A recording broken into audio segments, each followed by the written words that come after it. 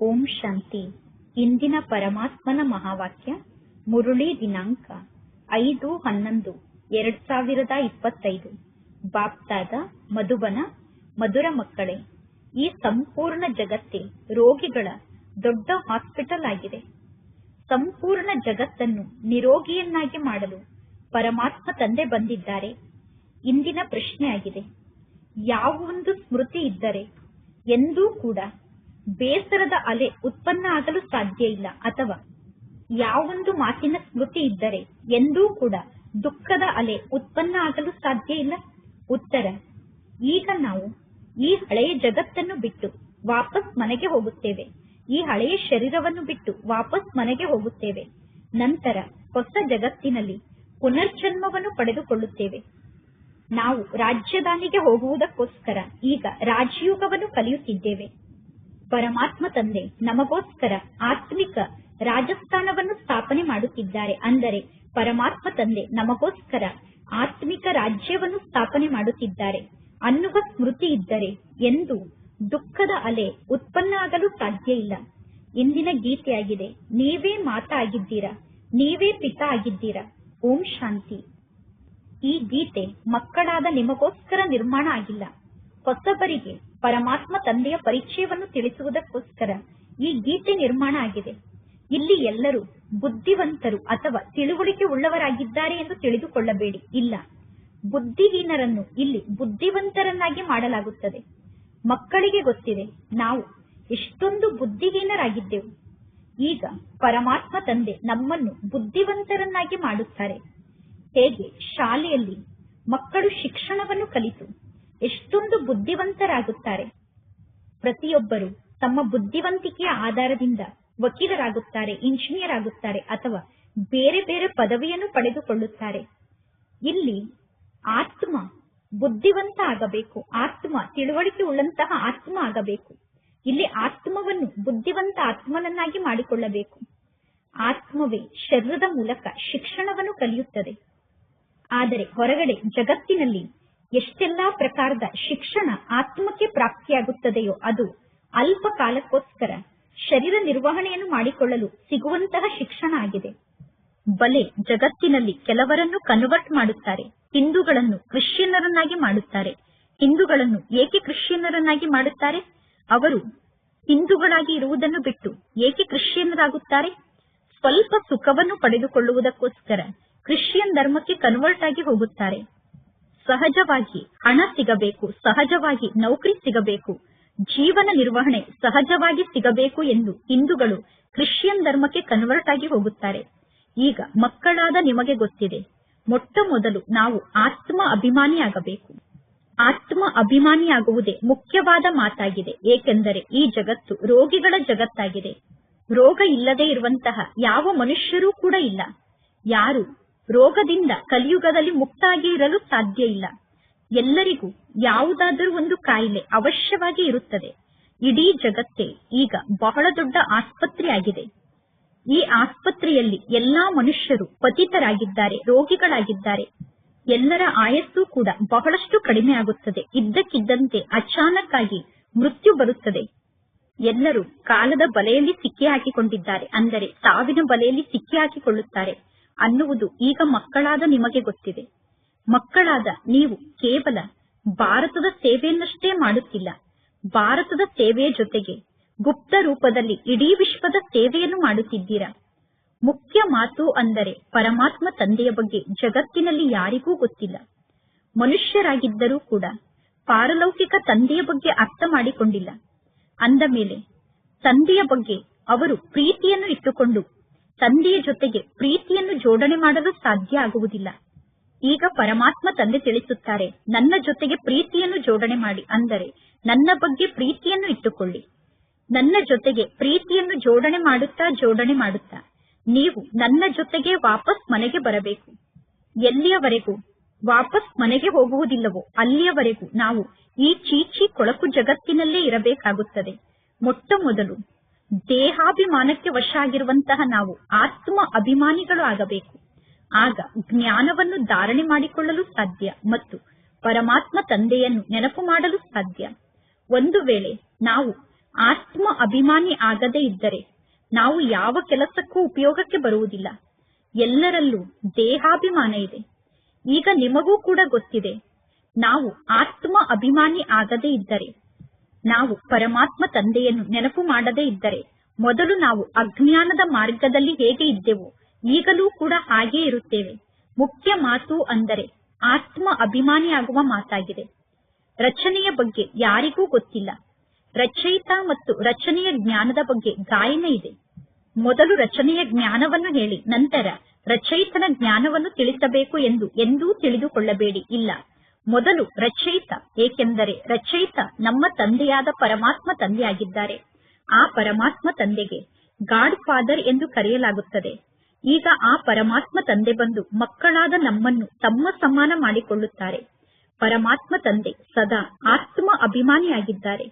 ಆದ್ದರಿಂದ ಪರಮಾತ್ಮ ತಂದೆ ಸರ್ವಶ್ರೇಷ್ಠ ತಂದೆ ಆಗಿದ್ದಾರೆ. ಪರಮಾತ್ಮ ತಂದೆ ತಿಳಿಸುತ್ತಾರೆ, ನಾನಂತೂ ಆತ್ಮ ಅಭಿಮಾನಿಯಾಗಿದ್ದೇನೆ.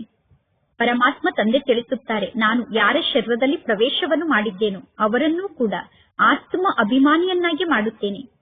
ನಾನು ಈ ಬ್ರಹ್ಮನ ತನುವಿನಲ್ಲಿ ಪ್ರವೇಶವನ್ನು ಮಾಡುತ್ತೇನೆ. ಈ ಬ್ರಹ್ಮ ತಂದೆಯನ್ನು ಪರಿವರ್ತನೆ ಮಾಡುವುದಕ್ಕೋಸ್ಕರ. ಏಕೆಂದರೆ ಮೊದಲು ಈ ಬ್ರಹ್ಮ ತಂದೆ ಕೂಡ ದೇಹಾಭಿಮಾನಕ್ಕೆ ವಶ ಆಗಿದ್ದರು. ಈ ಬ್ರಹ್ಮ ತಂದೆಗೆ ಪರಮಾತ್ಮ ತಂದೆಯಾದ ನಾನು ತಿಳಿಸುತ್ತೇನೆ, ಮೊದಲು ಸ್ವಯಂವನ್ನು ಆತ್ಮ ಎಂದು ತಿಳಿದುಕೊಂಡು ತಂದೆಯಾದ ನನ್ನನ್ನು ಯಥಾರ್ಥವಾಗಿ ನೆನಪು ಮಾಡಿ ಎಂದು. ಈ ರೀತಿ ಜಗತ್ತಿನಲ್ಲಿ ಬಹಳಷ್ಟು ಜನ ಮನುಷ್ಯರಿದ್ದಾರೆ. ಅವರು ಆತ್ಮವೇ ಬೇರೆಯಾಗಿದೆ, ಶರೀರವೇ ಬೇರೆಯಾಗಿದೆ ಎಂದು ತಿಳಿದುಕೊಂಡಿದ್ದಾರೆ. ಆತ್ಮ ದೇಹವನ್ನು ತ್ಯಾಗ ಮಾಡಿ ಹೊರಗಡೆ ಹೋದ ತಕ್ಷಣ ಆತ್ಮ ಮತ್ತು ಶರೀರ ಅನ್ನುವ ಎರಡು ವಸ್ತು ಆಯಿತು ತಾನೆ.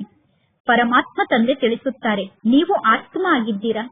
ಆತ್ಮವೇ ಪುನರ್ಜನ್ಮವನ್ನು ಪಡೆದುಕೊಳ್ಳುತ್ತದೆ. ಆತ್ಮವೇ ಶರೀರವನ್ನು ಧಾರಣೆ ಮಾಡಿಕೊಂಡು ಪಾತ್ರವನ್ನು ಅಭಿನಯ ಮಾಡುತ್ತದೆ. ಪರಮಾತ್ಮ ತಂದೆ ಬಾರಿ ಬಾರಿಗೂ ತಿಳಿಸುತ್ತಾರೆ, ಸ್ವಯಂ ಅನ್ನು ಆತ್ಮ ಎಂದು ತಿಳಿದುಕೊಳ್ಳಿ. ಸ್ವಯಂ ಅನ್ನು ಆತ್ಮ ಎಂದು ತಿಳಿದುಕೊಳ್ಳುವ ಮಾತಿನಲ್ಲಿ ಬಹಳಷ್ಟು ಪರಿಶ್ರಮವನ್ನು ಪಡಬೇಕಾಗುತ್ತದೆ. ಆತ್ಮ ಎಂದು ತಿಳಿದುಕೊಳ್ಳುವ ಮಾತಿನಲ್ಲೇ ಪರಿಶ್ರಮ ಇದೆ.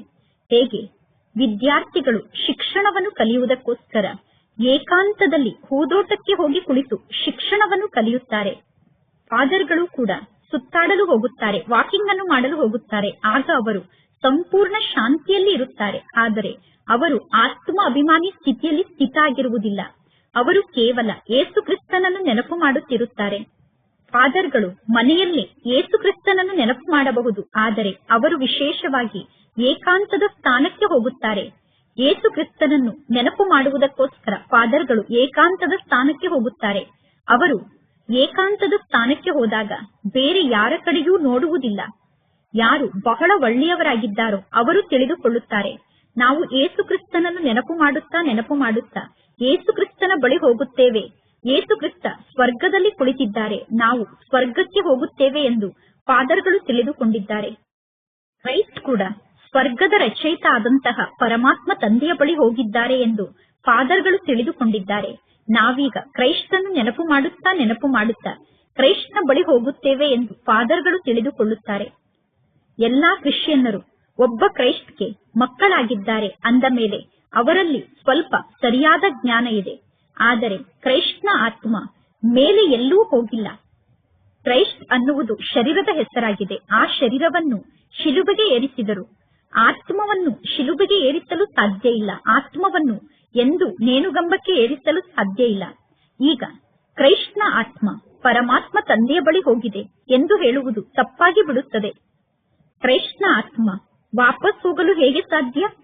ಕ್ರೈಸ್ಟ್ ತಮ್ಮ ಧರ್ಮವನ್ನು ಸ್ಥಾಪನೆ ಮಾಡಿದ ನಂತರ ತಮ್ಮ ಧರ್ಮದವರಿಗೆ ಅವಶ್ಯವಾಗಿ ಪಾಲನೆಯನ್ನು ಕೊಡಬೇಕಾಗುತ್ತದೆ. ಪ್ರತಿಯೊಬ್ಬ ಧರ್ಮಸ್ಥಾಪಕರು ಧರ್ಮವನ್ನು ಸ್ಥಾಪನೆ ಮಾಡಿದ ನಂತರ ಆ ಧರ್ಮದ ಆತ್ಮರಿಗೆ ಅವಶ್ಯವಾಗಿ ಪಾಲನೆಯನ್ನು ನೀಡಬೇಕು. ಮನೆ ಸ್ವಲ್ಪ ಹಳೆಯದಾದ ತಕ್ಷಣ ಹೇಗೆ ಮನೆಗೆ ಪೇಂಟಿಂಗ್ ಅನ್ನು ಹಚ್ಚುತ್ತಾರೆ, ಅದೇ ರೀತಿ ಧರ್ಮಸ್ಥಾಪಕರು ಈ ಸೃಷ್ಟಿಗೆ ಬಂದಾಗ ಜಗತ್ತು ಸ್ವಲ್ಪ ಹಳೆಯದಾಗಿರುವ ಕಾರಣ ಅವರು ಜಗತ್ತಿನಲ್ಲಿರುವ ಆತ್ಮರಿಗೆ ಪಾಲನೆಯನ್ನು ನೀಡುತ್ತಾರೆ. ಈಗ ಬೇಹದ್ದಿನ ತಂದೆಯನ್ನು ನೀವು ನೆನಪು ಮಾಡಿ. ಬೇಹದ್ದಿನ ತಂದೆಯನ್ನು ಬಿಟ್ಟು ಬೇರೆ ಯಾರು ನಿಮಗೆ ಈ ಜ್ಞಾನವನ್ನು ನೀಡಲು ಸಾಧ್ಯ ಇಲ್ಲ. ನೀವೀಗ ಸ್ವಯಂನ ಕಲ್ಯಾಣವನ್ನು ಮಾಡಿಕೊಳ್ಳಬೇಕು. ನೀವೀಗ ರೋಗಿಗಳಿಂದ ನಿರೋಗಿಗಳಾಗಬೇಕು. ಇದು ರೋಗಿಗಳ ಬಹಳ ದೊಡ್ಡ ಆಸ್ಪತ್ರೆ ಆಗಿದೆ. ರೋಗಿಗಳು ಅವಶ್ಯವಾಗಿ ಬೇಗ ಸಾಯುತ್ತಾರೆ. ಪರಮಾತ್ಮ ತಂದೆ ಬಂದು ಈ ಸಂಪೂರ್ಣ ವಿಶ್ವವನ್ನು ನಿರೋಗಿ ಜಗತ್ತನ್ನಾಗಿ ಮಾಡುತ್ತಾರೆ. ಎಂದೂ ಈ ರೀತಿ ತಿಳಿದುಕೊಳ್ಳಬೇಡಿ, ನಾವು ಈ ಜಗತ್ತಿನಲ್ಲೇ ನಿರೋಗಿಗಳಾಗುತ್ತೇವೆ ಎಂದು ತಿಳಿದುಕೊಳ್ಳಬೇಡಿ.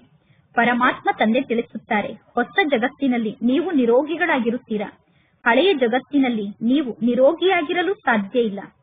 ಈ ಲಕ್ಷ್ಮೀನಾರಾಯಣರು ನಿರೋಗಿಗಳಾಗಿದ್ದಾರೆ. ಲಕ್ಷ್ಮೀನಾರಾಯಣರು ಸಂಪೂರ್ಣ ಆರೋಗ್ಯವಂತರಾಗಿದ್ದಾರೆ. ಸತ್ಯುಗದಲ್ಲಿ ದೇವತೆಗಳ ಆಯಸ್ಸು ದೀರ್ಘಾಯಸ್ಸಾಗಿರುತ್ತದೆ. ವಿಕಾರಿಗಳೇ ರೋಗಿಗಳಾಗುತ್ತಾರೆ. ವಿಕಾರಿಗಳೇ ರೋಗಿಗಳಾಗಿರುತ್ತಾರೆ. ನಿರ್ವಿಕಾರಿಗಳು ರೋಗಿಗಳಾಗಿರುವುದಿಲ್ಲ. ಸತ್ಯುಗ ಸಂಪೂರ್ಣ ನಿರ್ವಿಕಾರಿ ಜಗತ್ತಾಗಿದೆ. ಸತ್ಯುಗದಲ್ಲಿ ಎಲ್ಲರೂ ಸಂಪೂರ್ಣ ನಿರ್ವಿಕಾರಿಗಳಾಗಿದ್ದಾರೆ. ಪರಮಾತ್ಮ ತಂದೆ ಸ್ವಯಂ ತಿಳಿಸುತ್ತಾರೆ, ಈ ಸಮಯದಲ್ಲಿ ಇಡೀ ವಿಶ್ವವೇ ರೋಗಿಯಾಗಿದೆ. ಅದರಲ್ಲೂ ವಿಶೇಷವಾಗಿ ಭಾರತ ರೋಗಿ ದೇಶ ಆಗಿದೆ. ಮಕ್ಕಳಾದ ನೀವು ಮೊಟ್ಟ ಮೊದಲು ನಿರೋಗಿ ಜಗತ್ತಿಗೆ ಹೋಗುತ್ತೀರಾ.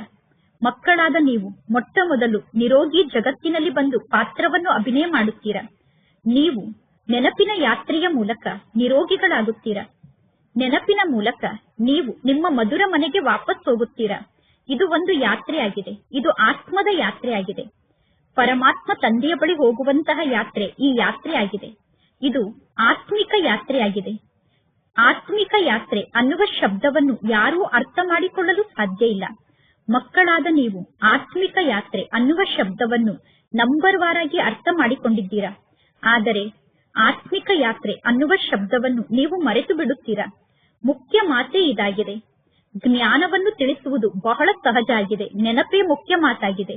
ಆದರೆ ಮೊದಲು ನೀವು ಸ್ವಯಂ ಆತ್ಮಿಕ ಯಾತ್ರೆಯಲ್ಲಿ ಸ್ಥಿತ ಆಗಿದ್ದರೆ ಅನ್ಯರಿಗೆ ಆತ್ಮಿಕ ಯಾತ್ರೆಯ ಬಗ್ಗೆ ತಿಳಿಸಲು ಸಾಧ್ಯ. ನೀವು ಸ್ವಯಂ ಆತ್ಮಿಕ ಯಾತ್ರೆಯಲ್ಲಿ ಸ್ಥಿತ ಆಗದೆ ಅನ್ಯರಿಗೆ ಆತ್ಮಿಕ ಯಾತ್ರೆಯ ಬಗ್ಗೆ ತಿಳಿಸಿದರೆ ಅವರಿಗೆ ಜ್ಞಾನದ ಬಾಣ ನಾಟುವುದಿಲ್ಲ. ಸತ್ಯತೆಯ ಹರಿತ ನಿಮ್ಮ ಶಬ್ದದಲ್ಲಿ ಇರಬೇಕು. ಪತ್ನಿ ಪತಿಯನ್ನು ಎಷ್ಟು ಜಾಸ್ತಿ ನೆನಪು ಮಾಡುತ್ತಾರೋ ಅಷ್ಟು ನಾವು ಪರಮಾತ್ಮ ತಂದೆಯನ್ನು ನೆನಪು ಮಾಡಿದರೆ ಸಾಕು. ಏಕೆಂದರೆ ಪರಮಾತ್ಮ ತಂದೆ ಪತಿಗಳಿಗೆ ಪತಿಯಾಗಿದ್ದಾರೆ. ಪರಮಾತ್ಮ ತಂದೆ ತಂದೆಯರಿಗೆ ತಂದೆಯಾಗಿದ್ದಾರೆ. ಪರಮಾತ್ಮ ತಂದೆ ಗುರುಗಳಿಗೆ ಗುರು ಆಗಿದ್ದಾರೆ. ಜಗತ್ತಿನಲ್ಲಿರುವ ಗುರುಗಳೂ ಕೂಡ ಆ ಪರಮಾತ್ಮ ತಂದೆಯನ್ನು ನೆನಪು ಮಾಡುತ್ತಾರೆ. ಕ್ರೈಸ್ಟ್ ಕೂಡ ಪರಮಾತ್ಮ ತಂದೆಯನ್ನು ನೆನಪು ಮಾಡುತ್ತಿದ್ದರು. ಆದರೆ ಪರಮಾತ್ಮ ತಂದೆ ಯಾರಾಗಿದ್ದಾರೆ ಅನ್ನುವುದು ಕ್ರೈಸ್ಟ್ಗೂ ಕೂಡ ಗೊತ್ತಿರಲಿಲ್ಲ. ಯಾವಾಗ ಪರಮಾತ್ಮ ತಂದೆ ಈ ಸೃಷ್ಟಿಗೆ ಬರುತ್ತಾರೋ ಆಗ ತಂದೆ ಬಂದು ತಮ್ಮ ಪರಿಚಯವನ್ನು ನೀಡುತ್ತಾರೆ. ಭಾರತದ ನಿವಾಸಿಗಳಿಗೆ ಪರಮಾತ್ಮ ತಂದೆಯ ಪರಿಚಯದ ಬಗ್ಗೆ ಗೊತ್ತಿಲ್ಲ. ಅಂದ ಮೇಲೆ ಅನ್ಯರಿಗೆ ತಂದೆಯ ಪರಿಚಯ ಹೇಗೆ ಸಿಗಲು ಸಾಧ್ಯ? ಯೋಗವನ್ನು ಕಲಿಯುವುದಕ್ಕೋಸ್ಕರ ವಿದೇಶದಿಂದ ಜನ ಭಾರತಕ್ಕೆ ಬರುತ್ತಾರೆ. ಜನ ತಿಳಿದುಕೊಂಡಿದ್ದಾರೆ ಪ್ರಾಚೀನ ಯೋಗವನ್ನು ಭಗವಂತ ತಂದೆ ಕಲಿಸಿದರು ಎಂದು. ಪ್ರಾಚೀನ ಯೋಗವನ್ನು ಭಗವಂತ ಕಲಿಸುತ್ತಾರೆ ಅನ್ನುವುದು ಒಂದು ಭಾವನೆ ಆಗಿದೆ. ಪರಮಾತ್ಮ ತಂದೆ ತಿಳಿಸುತ್ತಾರೆ, ಪ್ರತಿ ಕಲ್ಪದಲ್ಲೂ ಒಮ್ಮೆ ಬಂದು ನಾನು ಸತ್ಯ ಸತ್ಯ ಯೋಗವನ್ನು ನಿಮಗೆ ಕಲಿಸುತ್ತೇನೆ. ಸ್ವಯಂ ಅನ್ನು ಆತ್ಮ ಎಂದು ತಿಳಿದುಕೊಂಡು ಪರಮಾತ್ಮ ತಂದೆಯನ್ನು ನೆನಪು ಮಾಡಿ. ಇದೇ ಮುಖ್ಯ ಮಾತಾಗಿದೆ. ಆತ್ಮ ಎಂದು ತಿಳಿದುಕೊಂಡು ತಂದೆಯನ್ನು ನೆನಪು ಮಾಡುವುದಕ್ಕೆ ಆತ್ಮಿಕ ಯೋಗ ಎಂದು ಕರೆಯಲಾಗುತ್ತದೆ. ಇನ್ನು ಜಗತ್ತಿನಲ್ಲಿರುವ ಎಲ್ಲಾ ವ್ಯಕ್ತಿಗಳ ಯೋಗ ಶಾರೀರಿಕ ಯೋಗ ಆಗಿದೆ. ಬ್ರಹ್ಮಾಂಡದ ಜೊತೆಗೆ ಯೋಗವನ್ನು ಜೋಡಣೆ ಮಾಡುತ್ತಾರೆ. ಆದರೆ ಆ ಬ್ರಹ್ಮಾಂಡ ಅಂತೂ ಪರಮಾತ್ಮ ತಂದೆಯಲ್ಲ. ಬ್ರಹ್ಮಾಂಡ ಮಹಾತತ್ವ ಆಗಿದೆ. ಬ್ರಹ್ಮಾಂಡ ಮನುಷ್ಯರು ಇರುವಂತಹ ಸ್ಥಾನ ಆಗಿದೆ. ಅಂದ ಮೇಲೆ ಸತ್ಯ ಅಂತೂ ಕೇವಲ ಒಬ್ಬ ಪರಮಾತ್ಮ ತಂದೆಯಾಗಿದ್ದಾರೆ. ಆ ಒಬ್ಬ ತಂದೆಗೆ ಸತ್ಯ ಎಂದು ಕರೆಯಲಾಗುತ್ತದೆ. ಪರಮಾತ್ಮ ತಂದೆ ಹೇಗೆ ಸತ್ಯ ಆಗಿದ್ದಾರೆ ಅನ್ನುವುದು ಭಾರತದ ನಿವಾಸಿಗಳಿಗೆ ಗೊತ್ತಿಲ್ಲ. ಪರಮಾತ್ಮ ತಂದೆ ಸತ್ಯದ ಜಗತ್ತನ್ನು ಸ್ಥಾಪನೆ ಮಾಡುತ್ತಾರೆ. ಸತ್ಯದ ಜಗತ್ತು ಮತ್ತು ಅಸತ್ಯದ ಜಗತ್ತು ಎಂದು ಕರೆಯಲಾಗುತ್ತದೆ. ಯಾವಾಗ ನೀವು ಸತ್ಯದ ಜಗತ್ತಿನಲ್ಲಿ ಇರುತ್ತೀರೋ ಆಗ ಅಲ್ಲಿ ರಾವಣ ರಾಜ್ಯ ಇರುವುದಿಲ್ಲ. ಅರ್ಧ ಕಲ್ಪದ ನಂತರ ಅಸತ್ಯ ರಾಜ್ಯ ಪ್ರಾರಂಭ ಆಗುತ್ತದೆ. ಅಂದರೆ ಅರ್ಧ ಕಲ್ಪದ ನಂತರ ರಾವಣ ರಾಜ್ಯ ಪ್ರಾರಂಭ ಆಗುತ್ತದೆ. ಸತ್ಯುಗಕ್ಕೆ ಸಂಪೂರ್ಣ ಸತ್ಯದ ಜಗತ್ತು ಎಂದು ಕರೆಯಲಾಗುತ್ತದೆ. ಕಲಿಯುಗದ ಅಂತಿಮ ಸಮಯಕ್ಕೆ ಸಂಪೂರ್ಣ ಅಸತ್ಯದ ಜಗತ್ತು ಎಂದು ಕರೆಯಲಾಗುತ್ತದೆ. ಈಗ ನೀವು ಸಂಗಮ ಯುಗದಲ್ಲಿ ಕುಳಿತಿದ್ದೀರಾ. ನೀವೀಗ ಸತ್ಯುಗದಲ್ಲೂ ಇಲ್ಲ, ಕಲಿಯುಗದಲ್ಲೂ ಇಲ್ಲ. ನೀವೀಗ ಯಾತ್ರೆಯನ್ನು ಮಾಡುತ್ತಿದ್ದೀರಾ, ಪ್ರಯಾಣವನ್ನು ಮಾಡುತ್ತಿದ್ದೀರಾ. ಆತ್ಮವೇ ಪ್ರಯಾಣವನ್ನು ಮಾಡುತ್ತದೆ, ಶರೀರ ಪ್ರಯಾಣವನ್ನು ಮಾಡುವುದಿಲ್ಲ. ಪರಮಾತ್ಮ ತಂದೆ ಬಂದು ಯಾತ್ರೆಯನ್ನು ಮಾಡುವುದನ್ನು ಕಲಿಸುತ್ತಾರೆ. ಈಗ ನಾವು ಇಲ್ಲಿಂದ ವಾಪಸ್ ನಮ್ಮ ಮನೆಗೆ ಹೋಗಬೇಕು. ಈಗ ಪರಮಾತ್ಮ ತಂದೆ ವಾಪಸ್ ಮನೆಗೆ ಹೋಗುವ ಯಾತ್ರೆಯನ್ನು ಕಲಿಸುತ್ತಾರೆ. ಜಗತ್ತಿನ ಜನ ಪುನಃ ನಕ್ಷತ್ರ ಲೋಕ ಅಥವಾ ಚಂದ್ರಲೋಕಕ್ಕೆ ಹೋಗುವ ಪ್ರಯಾಣವನ್ನು ಮಾಡುತ್ತಾರೆ. ಈಗ ನಿಮಗೆ ಗೊತ್ತಿದೆ, ಚಂದ್ರಲೋಕ ಅಥವಾ ನಕ್ಷತ್ರ ಲೋಕಕ್ಕೆ ಹೋಗುವುದರಿಂದ ಏನೂ ಲಾಭ ಆಗುವುದಿಲ್ಲ. ಈ ಜಗತ್ತಿನಲ್ಲಿರುವ ಎಲ್ಲಾ ವಸ್ತುಗಳು ಈಗ ವಿನಾಶ ಆಗಲೇಬೇಕು. ಇನ್ನು ಯಾರು ಬಹಳಷ್ಟು ಪರಿಶ್ರಮವನ್ನು ಪಡುತ್ತಾರೋ ಆ ಎಲ್ಲಾ ವ್ಯಕ್ತಿಗಳ ಪರಿಶ್ರಮ ಸಂಪೂರ್ಣವಾಗಿ ವ್ಯರ್ಥ ಆಗುತ್ತದೆ. ನಿಮಗೆ ಗೊತ್ತಿದೆ, ಇಷ್ಟೆಲ್ಲಾ ವಸ್ತುಗಳು ವಿಜ್ಞಾನದ ಶಕ್ತಿಯಿಂದ ನಿರ್ಮಾಣ ಆಗುತ್ತದೆ. ವಿಜ್ಞಾನದ ಶಕ್ತಿಯಿಂದ ಏನೆಲ್ಲಾ ವಸ್ತುಗಳು ನಿರ್ಮಾಣ ಆಗುತ್ತಿದೆಯೋ ಅದು ಭವಿಷ್ಯದಲ್ಲಿ ನಿಮ್ಮ ಕೆಲಸಕ್ಕೆ ಬರುತ್ತದೆ. ಈ ನಾಟಕ ಇದೇ ರೀತಿ ಮಾಡಲ್ಪಟ್ಟಿದೆ. ಬೇಹದ್ದಿನ ತಂದೆ ಬಂದು ನಮಗೆ ಶಿಕ್ಷಣವನ್ನು ಕಲಿಸುತ್ತಾರೆ. ಅಂದ ಮೇಲೆ ಪರಮಾತ್ಮ ತಂದೆಗೆ ಎಷ್ಟೊಂದು ಗೌರವವನ್ನು ಕೊಡಬೇಕು. ಟೀಚರ್ ಆಜ್ಞೆಯನ್ನು ನೀಡುತ್ತಾರೆ. ಟೀಚರ್ ಚೆನ್ನಾಗಿ ಓದಿ ಪಾಸ್ ಆಗಿ ಎಂದು ಮಕ್ಕಳಿಗೆ ಆಜ್ಞೆಯನ್ನು ನೀಡುತ್ತಾರೆ. ಒಂದು ವೇಳೆ ತಂದೆಯ ಆಜ್ಞೆಯಂತೆ ನೀವು ನಡೆಯದೇ ಇದ್ದರೆ ನೀವು ಫೇಲ್ ಆಗಿ ಬಿಡುತ್ತೀರಾ. ಪರಮಾತ್ಮ ತಂದೆ ತಿಳಿಸುತ್ತಾರೆ, ನಿಮ್ಮನ್ನು ವಿಶ್ವಕ್ಕೆ ಮಾಲೀಕರನ್ನಾಗಿ ಮಾಡುವುದಕ್ಕೋಸ್ಕರ ನಿಮಗೆ ನಾನು ಶಿಕ್ಷಣವನ್ನು ಕಲಿಸುತ್ತೇನೆ. ಈ ಲಕ್ಷ್ಮೀ ನಾರಾಯಣರು ಮಾಲೀಕರಾಗಿದ್ದಾರೆ. ಬಲೆ ಪ್ರಜೆಗಳು ಕೂಡ ಮಾಲೀಕರಾಗಿದ್ದಾರೆ. ಆದರೆ ಪ್ರಜೆಗಳಲ್ಲಿ ಅನೇಕ ಪ್ರಕಾರದ ಪದವಿ ಇದೆ. ಭಾರತದ ನಿವಾಸಿಗಳಂತೂ ಹೇಳುತ್ತಾರೆ, ನಾವು ಮಾಲೀಕರಾಗಿದ್ದೇವೆ ಎಂದು. ಭಾರತದಲ್ಲಿರುವ ಎಲ್ಲಾ ವ್ಯಕ್ತಿಗಳು ನಾವು ಭಾರತ ದೇಶಕ್ಕೆ ಮಾಲೀಕರು ಎಂದು ಹೇಳುತ್ತಾರೆ. ಬಡವರು ಕೂಡ ನಾವು ಭಾರತಕ್ಕೆ ಮಾಲೀಕರಾಗಿದ್ದೇವೆ ಎಂದು ತಿಳಿದುಕೊಳ್ಳುತ್ತಾರೆ. ಆದರೆ ರಾಜರಿಗೂ ಮತ್ತು ಪ್ರಜೆಗಳಿಗೂ ಎಷ್ಟೊಂದು ವ್ಯತ್ಯಾಸ ಇದೆ. ಜ್ಞಾನದ ಮೂಲಕ ಪದವಿಯಲ್ಲಿ ಅಂತರ ಆಗುತ್ತದೆ. ಈ ಜ್ಞಾನದ ಶಿಕ್ಷಣದಲ್ಲಿ ಬುದ್ಧಿವಂತರಾಗಬೇಕು. ಇಲ್ಲಿ ಪವಿತ್ರತೆಯ ಅವಶ್ಯಕತೆ ಇದೆ, ಆರೋಗ್ಯದ ಅವಶ್ಯಕತೆ ಇದೆ, ಸಂಪತ್ತಿನ ಅವಶ್ಯಕತೆ ಇದೆ. ಸ್ವರ್ಗದಲ್ಲಿ ಪವಿತ್ರತೆ, ಆರೋಗ್ಯ, ಸಂಪತ್ತು ಎಲ್ಲವೂ ಇರುತ್ತದೆ. ಪರಮಾತ್ಮ ತಂದೆ ಗುರಿ ಉದ್ದೇಶದ ಬಗ್ಗೆ ತಿಳಿಸುತ್ತಾರೆ. ಜಗತ್ತಿನಲ್ಲಿರುವ ಯಾವ ವ್ಯಕ್ತಿಗಳ ಬುದ್ಧಿಯಲ್ಲೂ ಗುರಿ ಉದ್ದೇಶ ಅಂತೂ ಇಲ್ಲ. ನೀವೀಗ ತಕ್ಷಣ ಹೇಳುತ್ತೀರಾ, ನಾವೀಗ ಈ ರೀತಿ ದೇವತೆ ಆಗುತ್ತೇವೆ ಎಂದು. ಸಂಪೂರ್ಣ ವಿಶ್ವದಲ್ಲಿ ನಮ್ಮ ರಾಜ್ಯ ಇರುತ್ತದೆ ಎಂದು ನೀವೀಗ ಹೇಳುತ್ತೀರಾ. ಈಗ ಇದು ಪಂಚಾಯಿತಿಯ ರಾಜ್ಯ ಆಗಿದೆ. ಮೊದಲು ನಾವು ಡಬ್ಬಲ್ ಕಿರೀಟಧಾರಿಗಳಾಗಿದ್ದೆವು, ನಂತರ ಸಿಂಗಲ್ ಕಿರೀಟಧಾರಿಗಳಾದೆವು. ಈಗ ಕಿರೀಟವೇ ಇಲ್ಲದವರಾಗಿದ್ದೇವೆ. ಪರಮಾತ್ಮ ತಂದೆ ಮುರುಳಿಯಲ್ಲಿ ತಿಳಿಸಿದ್ದರು, ಇಂತಹ ಚಿತ್ರವನ್ನು ನೀವೀಗ ನಿರ್ಮಾಣ ಮಾಡಬೇಕು. ಡಬ್ಬಲ್ ಕಿರೀಟಧಾರಿ ರಾಜರ ಮುಂದೆ ಸಿಂಗಲ್ ಕಿರೀಟವನ್ನು ಧರಿಸಿಕೊಂಡಿರುವಂತಹ ರಾಜರು ನಮಸ್ಕಾರವನ್ನು ಮಾಡುತ್ತಿರುವ ಚಿತ್ರವನ್ನು ನಿರ್ಮಾಣ ಮಾಡಬೇಕು. ಇಲ್ಲಿ ಪರಮಾತ್ಮ ತಂದೆ ತಿಳಿಸುತ್ತಾರೆ, ನಾನೀಗ ನಿಮ್ಮನ್ನು ರಾಜರಿಗೆ ರಾಜರನ್ನಾಗಿ ಮಾಡುತ್ತೇನೆ, ಅಂದರೆ ಡಬ್ಬಲ್ ಕಿರೀಟಧಾರಿಯನ್ನಾಗಿ ಮಾಡುತ್ತೇನೆ. ಜಗತ್ತಿನಲ್ಲಿ ಅಲ್ಪ ಕಾಲಕ್ಕೋಸ್ಕರ ಪದವಿಯನ್ನು ಪಡೆದುಕೊಳ್ಳುತ್ತಾರೆ. ಇದು 21 ಜನ್ಮದ ಪದವಿಯ ಮಾತಾಗಿದೆ. ಇಲ್ಲಿ ಪಾವನ ಆಗುವುದೇ ಮೊದಲನೆಯ ಮುಖ್ಯ ಮಾತಾಗಿದೆ. ಪತಿತ ಪಾವನ ತಂದೆ ಪುನಃ ಈ ಸೃಷ್ಟಿಗೆ ಬಂದು ನಮ್ಮನ್ನು ಪಾವನ ಮಾಡಿ ಎಂದು ಎಲ್ಲರೂ ತಂದೆಯನ್ನು ಕೂಗಿ ಕರೆಯುತ್ತಾರೆ. ಪರಮಾತ್ಮ ತಂದೆ, ನೀವು ಬಂದು ನಮ್ಮನ್ನು ರಾಜರನ್ನಾಗಿ ಮಾಡಿ ಎಂದು ಯಾರೂ ತಂದೆಯನ್ನು ಕರೆಯುವುದಿಲ್ಲ. ಈಗ ಮಕ್ಕಳಾದ ನೀವು ಬೇಹದ್ದಿನ ಸನ್ಯಾಸವನ್ನು ಧಾರಣೆ ಮಾಡಿಕೊಂಡಿದ್ದೀರಾ. ನೀವೀಗ ಈ ಜಗತ್ತಿನಿಂದ ನಿಮ್ಮ ಮನೆಗೆ ವಾಪಸ್ ಹೋಗುತ್ತೀರಾ. ನಂತರ ಪುನಃ ನೀವು ಸ್ವರ್ಗದಲ್ಲಿ ಬರುತ್ತೀರಾ. ಅಂದ ಮೇಲೆ ನಿಮಗೆ ಆಂತರ್ಯದಲ್ಲಿ ಖುಷಿ ಇರಬೇಕು. ನಾವೀಗ ವಾಪಸ್ ಮನೆಗೆ ಹೋಗುತ್ತೇವೆ ಅನ್ನುವುದು ನಿಮಗೆ ಗೊತ್ತಿದೆ. ಮನೆಯಿಂದ ಪುನಃ ನಮ್ಮ ರಾಜ್ಯಕ್ಕೆ ಹೋಗುತ್ತೇವೆ ಅಂದ ಮೇಲೆ ಇಲ್ಲಿ ಬೇಸರಕ್ಕೊಳಗಾಗುವ, ದುಃಖಿಗಳಾಗುವಂತಹ ಯಾವ ಮಾತು ನಿಮ್ಮ ಜೀವನದಲ್ಲಿ ಇರಬಾರದು. ಆತ್ಮ ವಾಪಸ್ ಮನೆಗೆ ಹೋಗುತ್ತದೆ. ನಂತರ ಹೊಸ ಜಗತ್ತಿನಲ್ಲಿ ಆತ್ಮ ಪುನರ್ಜನ್ಮವನ್ನು ಪಡೆದುಕೊಳ್ಳುತ್ತದೆ. ಮಕ್ಕಳಿಗೆ ಸ್ಥಿರವಾಗಿ ಏಕೆ ಖುಷಿ ಇರುವುದಿಲ್ಲ? ಮಾಯೆ ಮಕ್ಕಳನ್ನು ಬಹಳಷ್ಟು ವಿರೋಧ ಮಾಡುತ್ತದೆ. ಆದ್ದರಿಂದ ಖುಷಿ ಕಡಿಮೆ ಆಗಿ ಬಿಡುತ್ತದೆ. ಪತಿತ ಪಾವನ ಆದಂತಹ ಪರಮಾತ್ಮ ತಂದೆ ಸ್ವಯಂ ತಿಳಿಸುತ್ತಾರೆ, ತಂದೆಯಾದ ನನ್ನನ್ನು ನೀವು ನೆನಪು ಮಾಡಿ, ಆಗ ನಿಮ್ಮ ಅನೇಕ ಜನ್ಮದ ಪಾಪ ಭಸ್ಮ ಆಗುತ್ತದೆ. ನೀವು ಸ್ವದರ್ಶನ ಚಕ್ರಧಾರಿಗಳಾಗುತ್ತೀರಾ. ನಿಮಗೆ ಗೊತ್ತಿದೆ, ನಾವು ಪುನಃ ನಮ್ಮ ರಾಜಸ್ಥಾನಕ್ಕೆ ಹೋಗುತ್ತೇವೆ. ಈ ಜಗತ್ತಿನಲ್ಲಿ ಭಿನ್ನ ಭಿನ್ನ ಪ್ರಕಾರದ ರಾಜರು ಇದ್ದು ಹೋಗಿದ್ದಾರೆ. ಈಗ ಪುನಃ ಆತ್ಮಿಕ ರಾಜಸ್ಥಾನ ನಿರ್ಮಾಣ ಆಗುತ್ತದೆ. ನಾವು ಸ್ವರ್ಗಕ್ಕೆ ಮಾಲೀಕರಾಗುತ್ತೇವೆ. ಕ್ರಿಶ್ಚಿಯನ್ನರಿಗೆ ಸ್ವರ್ಗ ಅನ್ನುವ ಶಬ್ದದ ಅರ್ಥ ಗೊತ್ತಿಲ್ಲ. ಕ್ರಿಶ್ಚಿಯನ್ನರು ಮುಕ್ತಿಧಾಮಕ್ಕೆ ಸ್ವರ್ಗ ಎಂದು ಕರೆಯುತ್ತಾರೆ. ಸ್ವರ್ಗದ ರಚಯಿತ ಆದಂತಹ ಪರಮಾತ್ಮ ತಂದೆ ಸ್ವರ್ಗದಲ್ಲಿ ಇರುವುದಿಲ್ಲ. ಪರಮಾತ್ಮ ತಂದೆ ಶಾಂತಿಧಾಮದಲ್ಲಿ ಇರುತ್ತಾರೆ.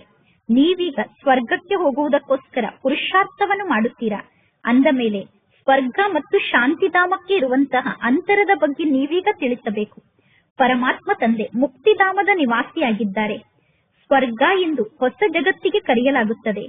ಪರಮಾತ್ಮ ತಂದೆ ಬಂದು ಸ್ವರ್ಗವನ್ನು ಸ್ಥಾಪನೆ ಮಾಡುತ್ತಾರೆ. ನೀವು ಯಾವ ಜಗತ್ತಿಗೆ ಶಾಂತಿಧಾಮ ಎಂದು ಕರೆಯುತ್ತೀರೋ, ಜಗತ್ತಿನ ಜನ ಅದೇ ಜಗತ್ತು ಸ್ವರ್ಗ ಆಗಿದೆ ಎಂದು ತಿಳಿದುಕೊಂಡಿದ್ದಾರೆ. ಇದೆಲ್ಲ ಅರ್ಥ ಮಾಡಿಕೊಳ್ಳುವಂತಹ ಜ್ಞಾನದ ಮಾತಾಗಿದೆ. ಪರಮಾತ್ಮ ತಂದೆ ತಿಳಿಸುತ್ತಾರೆ, ಈ ಜ್ಞಾನ ಬಹಳ ಸಹಜ ಆಗಿದೆ. ಇದು ಪವಿತ್ರರಾಗುವಂತಹ ಜ್ಞಾನ ಆಗಿದೆ. ಮುಕ್ತಿ ಮತ್ತು ಜೀವನ್ ಮುಕ್ತಿಗೆ ಹೋಗುವಂತಹ ಜ್ಞಾನ ಆಗಿದೆ. ಪರಮಾತ್ಮ ತಂದೆ ಮಾತ್ರ ಇಂತಹ ಜ್ಞಾನವನ್ನು ನೀಡಲು ಸಾಧ್ಯ. ಯಾವಾಗ ಯಾರನ್ನಾದರೂ ನೇಣುಗಂಬಕ್ಕೆ ಏರಿಸುತ್ತಾರೋ, ಆಗ ನಾವು ಈಗ ಭಗವಂತ ತಂದೆಯ ಬಳಿ ಹೋಗುತ್ತೇವೆ ಎಂದು ಅವರ ಮನಸ್ಸಿನಲ್ಲಿ ವಿಚಾರ ಇರುತ್ತದೆ. ನೇಣುಗಂಬಕ್ಕೆ ಏರಿಸುವಂತವರು ಕೂಡ ಹೇಳುತ್ತಾರೆ, ಪರಮಾತ್ಮ ತಂದೆಯನ್ನು ನೆನಪು ಮಾಡಿ ಎಂದು. ಆದರೆ ನೇಣುಗಂಬಕ್ಕೆ ಏರಿಸುವ ವ್ಯಕ್ತಿಗೂ ಕೂಡ ಪರಮಾತ್ಮ ತಂದೆ ಯಾರಾಗಿದ್ದಾರೆ ಅನ್ನುವುದು ಗೊತ್ತಿಲ್ಲ.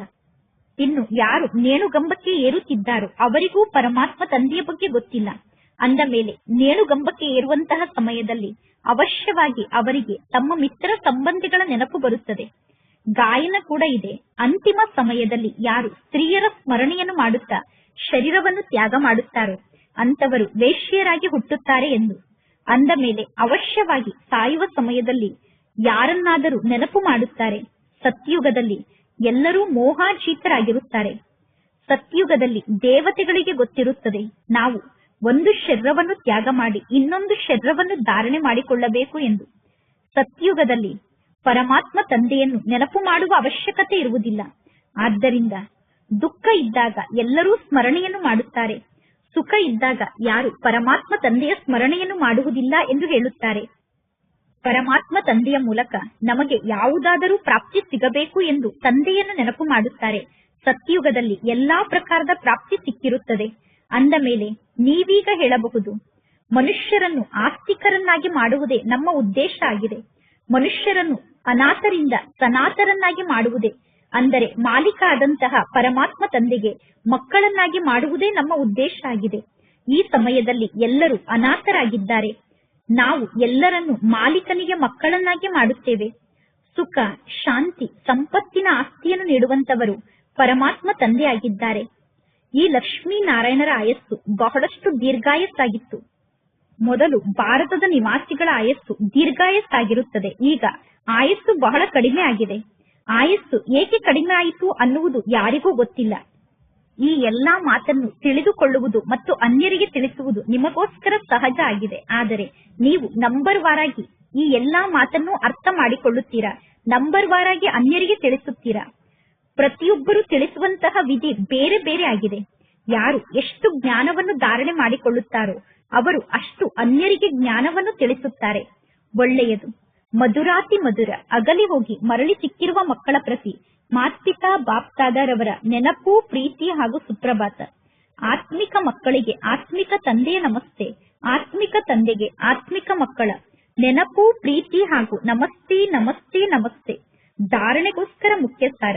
ಫಸ್ಟ್ ಪಾಯಿಂಟ್, ಹೇಗೆ ಪರಮಾತ್ಮ ತಂದೆ ಸದಾ ಆತ್ಮ ಅಭಿಮಾನಿಯಾಗಿದ್ದಾರೋ ಅದೇ ರೀತಿ ಆತ್ಮ ಅಭಿಮಾನಿ ಸ್ಥಿತಿಯಲ್ಲಿ ಸ್ಥಿತ ಆಗುವಂತಹ ಸಂಪೂರ್ಣ ಪುರುಷಾರ್ಥವನ್ನು ಮಾಡಬೇಕು.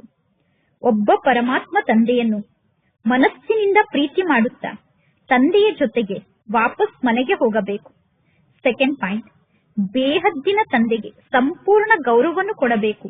ಅಂದರೆ ತಂದೆಯ ಆಜ್ಞೆಯಂತೆ ನಡೆಯಬೇಕು. ಮಕ್ಕಳೇ, ಚೆನ್ನಾಗಿ ಶಿಕ್ಷಣವನ್ನು ಕಲಿತು ಪಾಸ್ ಆಗಿ ಅನ್ನುವುದೇ ತಂದೆಯ ಮೊದಲನೇ ಮುಖ್ಯ ಆಜ್ಞೆ ಆಗಿದೆ. ಈ ಆಜ್ಞೆಯನ್ನು ಪಾಲನೆ ಮಾಡಬೇಕು. ಇಂದಿನ ವರದಾನ ಆಗಿದೆ. ಶಕ್ತಿಶಾಲಿ ಸೇವೆಯ ಮೂಲಕ ದುರ್ಬಲರಲ್ಲಿ ಶಕ್ತಿಯನ್ನು ತುಂಬುವಂತಹ ಸತ್ಯ ಸೇವಾದಾರಿಗಳಾಗಿ. ಸತ್ಯ ಸೇವಾದಾರಿಗಳ ವಾಸ್ತವಿಕ ವಿಶೇಷತೆ ಅಂದರೆ ದುರ್ಬಲರಲ್ಲಿ ಶಕ್ತಿಯನ್ನು ತುಂಬಲು ನಿಮಿತ್ತರಾಗುವುದಾಗಿದೆ.